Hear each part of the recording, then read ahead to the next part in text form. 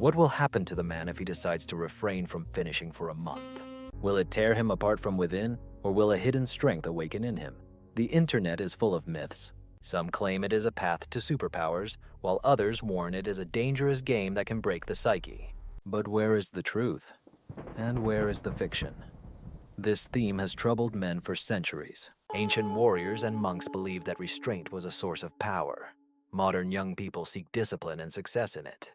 But all this resembles a tangled maze of questions. Why does one person feel a surge of energy while another falls into irritation? Can an organism really explode from accumulated fluid? What do hormones hide when a man decides to undertake such an experiment? And finally, can a month of abstinence really change life, or is it just an illusion? We will walk this path step by step, dispel myths, and see the truth, which often turns out to be much more interesting than legends. Do you want to know what really happens in a man's body and mind when he challenges his strongest habit? Let's take a closer look at what happens to the man when he decides to abstain for 30 days. Imagine a man who decides to give up the most natural pleasure for a month. The first hours feel light, but by the second day, obsessive thoughts begin to arise in the mind. It seems that something dangerous is accumulating inside, and the body is about to give way. There are many myths on the internet. It will tear you apart from the inside. There will be prostate problems. Nerves are on edge. But the truth turns out to be completely different. The organism is much smarter than we think. He does not turn into a warehouse that endlessly stores the same cargo.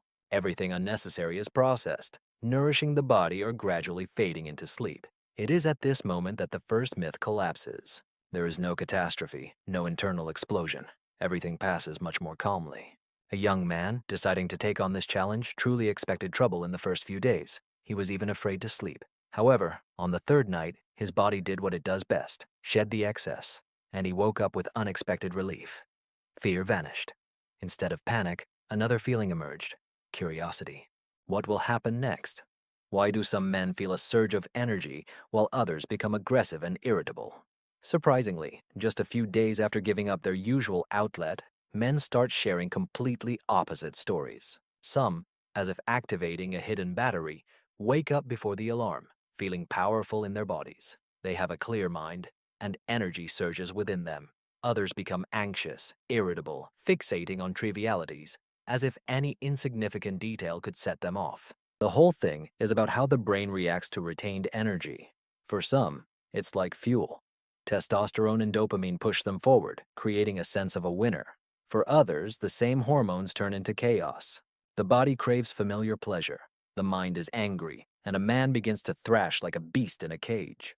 There is a young man who shared, "On the 7th day I felt like Superman, ready to move mountains," while another confessed, "I snapped at a colleague, even though he only asked where the documents were. I felt myself boiling at any word." In this contrast lies the main intrigue. Restraint is not a universal recipe for strength. It reveals a man's inner state. The strong are propelled forward, while the weak break under pressure. But the question remains open. What will happen to those who endure a whole month? Can the body really explode from accumulated seminal fluid? There is a frightening myth that if one does not ejaculate for a long time, the body will start to swell from within, until it eventually explodes.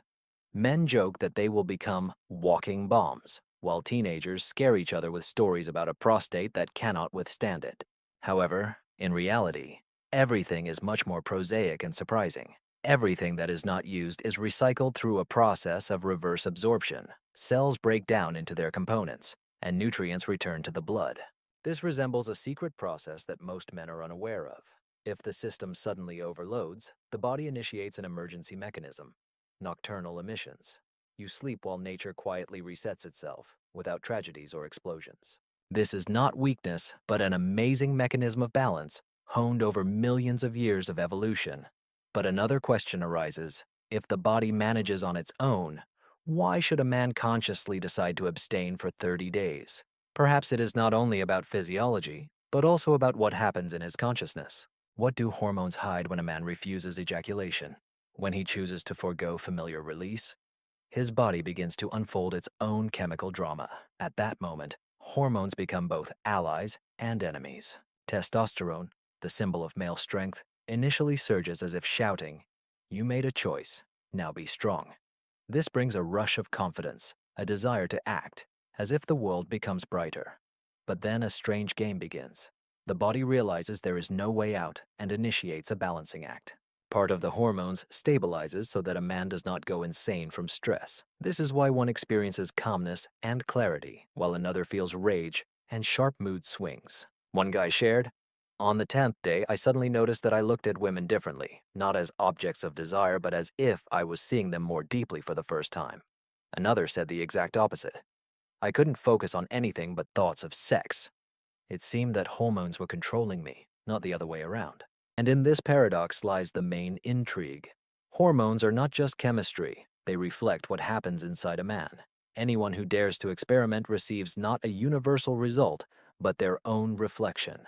How do 30 days without sex affect the brain and concentration?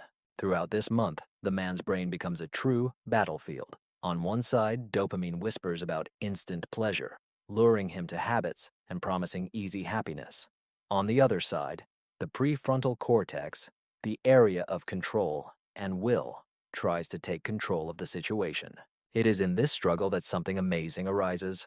Some men note that after a week their concentration significantly increases, noisy thoughts disappear, and mental clarity becomes crystal clear, as if the brain stops wasting resources on endless fantasies and switches to work, sports, and projects.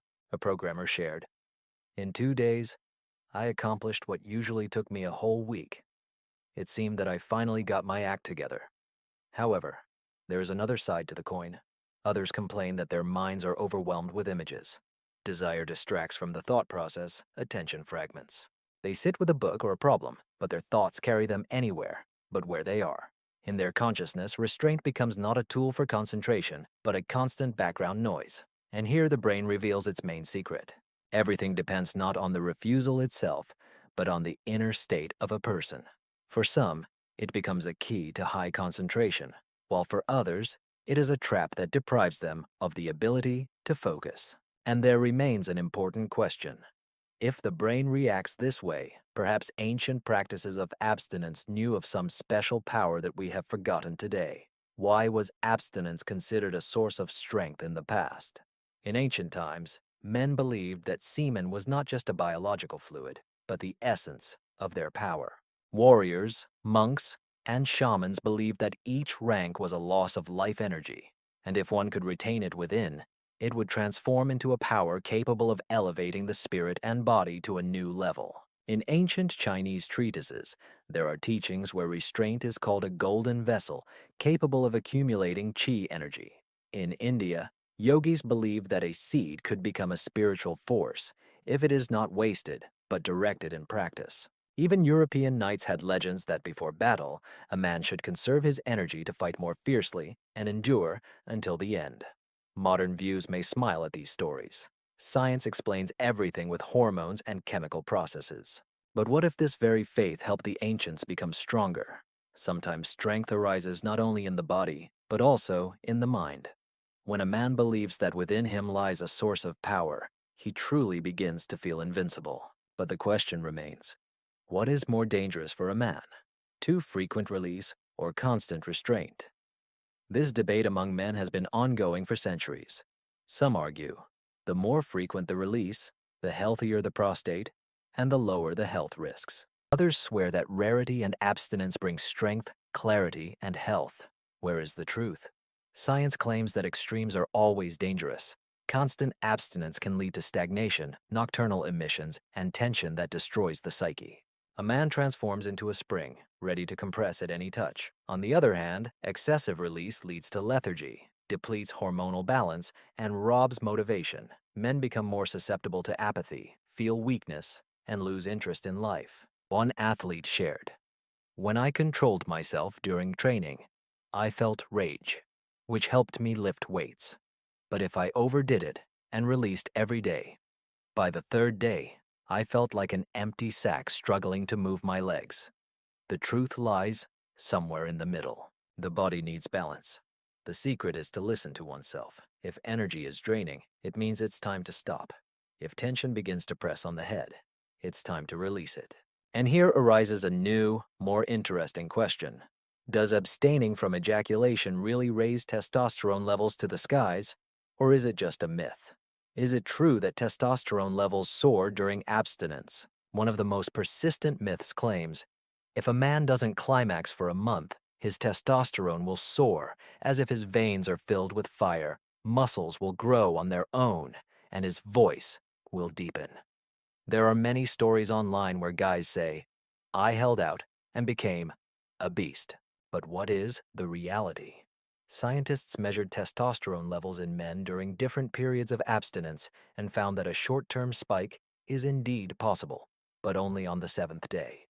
This surge resembles the spark of a match, and after a day the level returns to normal. No further miracles. The organism does not turn abstinence into a testosterone factory, but here is where it gets interesting. Why do men still feel a surge of strength and confidence? Because not only hormones are involved, but also psychology. When a man believes he holds the source of his strength in his hands, his mind elevates his confidence. This belief often proves stronger than any laboratory tests. One guy said, I knew my testosterone had risen. I felt it. I didn't care what the numbers in the lab would show. It is this feeling that made me energetic and brave. But a new question arises. Can such an experiment really change a man's life in a month? Or is it just a game of imagination? Can a man truly change his life in a month of abstinence? A month without ejaculation sounds like a crazy experiment to many, but it can demonstrate how strong or weak a man's inner discipline is. Some change beyond recognition in these 30 days. He begins to wake up earlier, becomes more productive, goes to the gym, and stops procrastinating. He feels a sense of control over his life. If I can resist my strongest desire, then I can handle everything. Many describe their feelings this way, but there is another side. For some, these days become a real test. Desire prevents sleep, thoughts scatter, irritation spoils relationships. They await the 30th day as a sentence rather than a victory. And then disappointment comes. No superpower, just fatigue and anger. This is the paradox. Abstinence does not make men the same. It only amplifies what is already within them. For the strong, it is a springboard for growth. For the weak, a reflection of weakness. And so the main question arises, hanging in the air. If the body can manage on its own, why does nature need a mechanism for nightly resets? What is behind this mysterious process? Why does the body get rid of excess at night when you don't even give it permission?